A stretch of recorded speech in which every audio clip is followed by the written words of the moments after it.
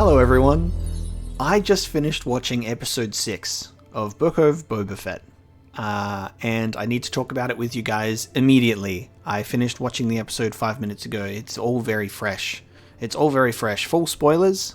Don't watch this if you haven't watched the episode. Watch the episode, then come back, and then let's talk about it, because I want to talk about it.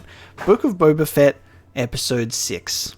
While episode 5 has a very full-on sort of mentality of The Mandalorian Season 3, Episode 0, which I don't have many complaints about whatsoever. I mean, it is in Boba's own show, but it is also a show that is supposed to be interconnected with the current period of shows coming out, which is The Mandalorian, Ahsoka, potentially Rangers of the New Republic if it hasn't been cancelled, etc., etc. So it ties in, and it has an immense amount of payoff. I feel like it was relevant to show where Mandalorian was at, where Din Djarin was at, what he was doing, instead of him just showing off and going, "What's up, guys?" Unanswered questions from the end of Mando Season 2, no idea what's going on. I think it really sets the stage for Mando Season 3, and it introduces him into the Book of Boba Fett show really, really well, because he's not currently preoccupied with other things that are going on right now. He is able to hang out with Boba Fett and do cool stuff. So I don't mind it being there, and then this episode following on from that, it was a really good blend of the events of the Book of Boba Fett show that we've been building up to with this war with the Pikes, and then, you know, Mando coming in and helping out, but also showing him that he's like, hey, before I help you out, free of charge, I need to go and see a little friend. And I was actually wondering, I was like, maybe that might be like a tease for Mando Season 3, and then we would have it just like cut to Mando helping out Boba, and that's it. And then we'd see him go and visit Grogu in Season 3. Obviously, we now know that that didn't happen. This episode literally just came out with every single banger, one after the other. It was just crazy to look back on this episode and go, we got Cobb Vanth coming back, we got Mando, we got Luke, we got R2-D2, we got Grogu, we got Ahsoka, we got Boba and Chrysanthemum and Fennec and the whole gang planning. We had Grogu needing to choose between Mandalorian Beskar chainmail and Yoda's lightsaber. Whether or not that's a small continuity comic issue, it's fine, because we all know that the movies and TV shows override anything else, and I can accept it for the symbolism of Yoda's lightsaber. We all know which one Grogu is going to choose, I think, because why else would there be a little Grogu port in Mando's N1 starfighter? Why else would there be that? Because he's going to rock a bit of chainmail. He's now remembering, you know, the abilities that he was taught when he was a youngling in the Jedi Temple, where Luke made him relive PTSD Order 66, where we got a literal scene of clone troopers killing Jedi in front of him. I was actually wondering if we were going to see how he was going to get rescued for a second, but I feel like we might be getting more on that. There's no way you do a scene like that with clone troopers looking that good and don't give us more, so we'll have to see. Oh, and also, sorry, I forgot, a character that appears at the end of the episode that we also got in this same episode with everybody else, Cad motherfucking Bane, who looked beautiful and who sounded so gruff and menacing. As soon as I saw the silhouette in the distance, I was like, Cad Bane, you cannot mistake that hat. I was like, immediately, I'm like, Cad Bane and Boba rematch is happening, guys. It's happening. I just can't believe what I just watched. I watched that whole entire episode in absolute shock. That was one episode of a show that just flew by so quickly that we had some of the biggest names in Star Wars across multimedia in movies and in TV shows all together just hanging out, plus a comic book character, Chrysanthemum. Like, this show is such a gift. The amount of people that have struggled to get into this show because of what's happening to Boba's character, like, you gotta stick with it, because Boba's having a lot of character development, in those first few episodes, and I don't really take much issue with the show as a whole. Like, the speeder bike chase, probably the only thing, but like, I really love that Boba actually has a character, and he's so much like his father, and I think that's really good, except he's been through some shit, and he doesn't want to go through that shit anymore. So, while he is kind of struggling to be a crime boss guy, he's getting there, and I feel like we'll definitely get a season 2 to really show us some more stuff that's going on. But I think this show, just what it has given to us, like, we've got some of the most incredible looking CG huts in the first time in forever, like, as well as them hiring Black Chrysanthemum. We've got the Pikes potentially hiring Cad Bane, but I think there is still something above the Pikes that might be protecting the Pikes' interest. We know that Crimson Dawn and the Pikes work together. If you've watched Solo, we know that Crimson Dawn and the Pikes work together. I'm fully expecting some sort of Crimson Dawn partnership, and that's what Cad Bane is dealing with. He's protecting the Pikes. There is just so much to even think about and cover, and I'm just dropping in here in a random ramble episode with you guys when I don't do like reactions to the episodes as much as I kind of wish that I did. But this is the first episode I watched, even more so than episode 5, where I went, fuck man, I wish that I was reacting to the episodes and sharing them with you. But this is the next best thing, where I just talk to you unscripted about my thoughts right after finishing the episode. Let's collect ourselves and run through in sequence, right? We have Cobb Vanth come back, and that is awesome. So I was like, man's threatening, and he's so good on that draw. It's so cool to still have those Western elements of Star Wars coming back in, and it really sets him up to come in later in the episode. And then we cut to Mando going to go and like visit Grogu, and I think that whole sequence was so beautifully done, because it really deals with, not only is there an attachment from Grogu to Din, but Din is heavily attached and misses Grogu as well. I really love how R2 just leads him to the Jedi Temple, Luke's Jedi Temple being built, drops him there and just goes to sleep, only for Ahsoka to pop up and give him a talk about attachment. This already confirms that Ahsoka and Luke have previously met before this episode, because they're on a basis where they know each other. I really need to have these interactions. I need to get more. Hopefully the Ahsoka show will give that to us. We need to see Ahsoka and Luke talking about Anakin way more than just a subtle "you're so much like your father" line, which is so beautiful, but we need to have them talk about it. And I really hope that we also somehow manage to get a Force Ghost Hayden Christensen as Anakin, so they can all sit down and have a conversation together about Star Wars stuff. Please. It's like the scene that everyone in this world needs is Luke, Anakin, and Ahsoka talking about the Force and stuff and things. I think it was very beautifully handled how they spoke to each other. Luke Skywalker in this episode, the CGI, I cannot see, and I cannot see the CGI, and usually pretty much every single time you can. They took that feedback from the end of season 2 for Mandalorian and said, now what?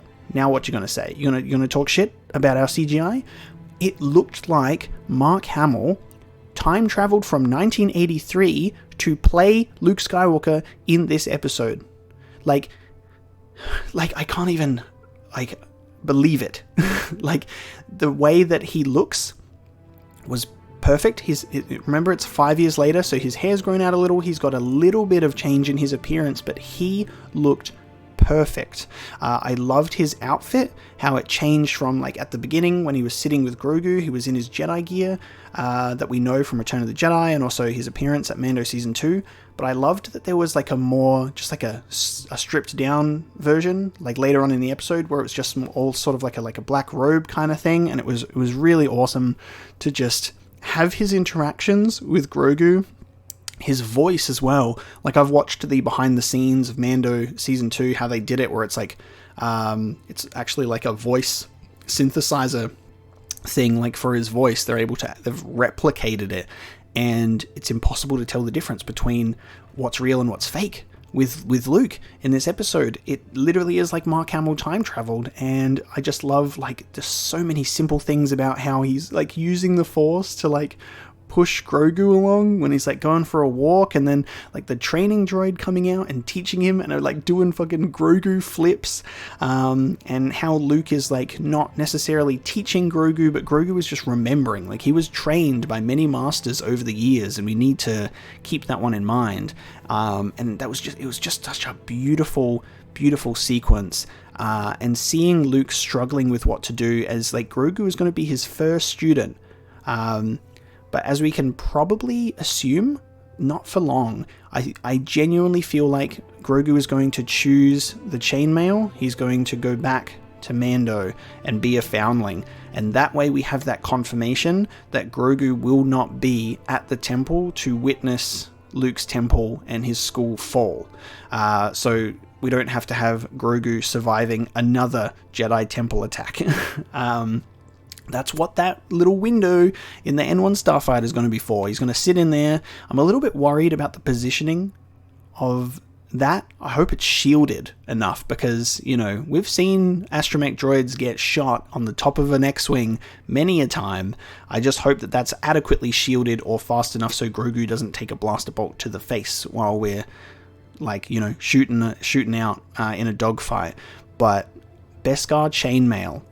I am feeling a Grogu outfit redesign is coming, that incorporates that into his look, and it's just gonna be beautiful. But like Luke offering him a choice: do you wish to walk the way of the Mandalore, or do you wish to walk the way of the Jedi with Yoda's lightsaber? And we know that like Yoda probably had a few backup lightsabers. You know, he probably had a couple. He lost his in his battle with Sidious. There's comic books that point towards it being melted down. There's reference books that point to Yoda having one in his hut in Empire Strikes Back. Like, there's a bunch of information, and like they're obviously deciding to be like, look, Yoda had a lightsaber, or Luke was able to source one in his years of scouring the galaxy for Jedi artifacts, which we know that he does because of Star Wars Battlefront 2's campaign and all of the kind of like canon information about like Luke going off to find things and do Jedi activities, you know? So that whole entire thing is great. Ahsoka's obviously going to still go off and do her stuff for her TV show.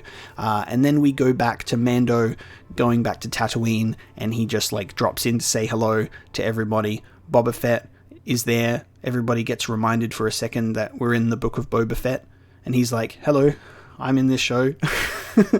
And it's just really cool that then Mando's going to try and get foot soldiers from Mos Pelgo, aka Freetown, and then we have a very just amazing scene with Cobb being outside being like, can you go inside? It's just a safety precaution. And just like that silhouette is unmistakable as Cad Bane. And I'm so excited, dude. I'm so excited because like Clone Wars had that deleted scene that never got made, like the unfinished animations of Boba Fett versus Cad, like, and that's how Boba got the dent in his helmet, like all of that kind of stuff. We're gonna, like, while that has still, you know, Dave Filoni considers that event did happen, it makes sense, we're gonna get a rematch. We're gonna get a Boba and Cad Bane rematch, and I'm super pumped for Boba Fett to do something in his own show. Like, we've seen some really cool stuff from Boba like throughout some episodes in this show, but we need to get Boba doing some stuff. We need to get him laying down the law and being the crime boss, but also him being the cold-blooded killer who worked for the Empire, as Cad Bane described him. And I just think that that's absolutely so cool. Like, Cobb Vanth is definitely alive. He only took one blaster bolt to the shoulder. He'll be fine. His deputy, loudmouth deputy, not so much.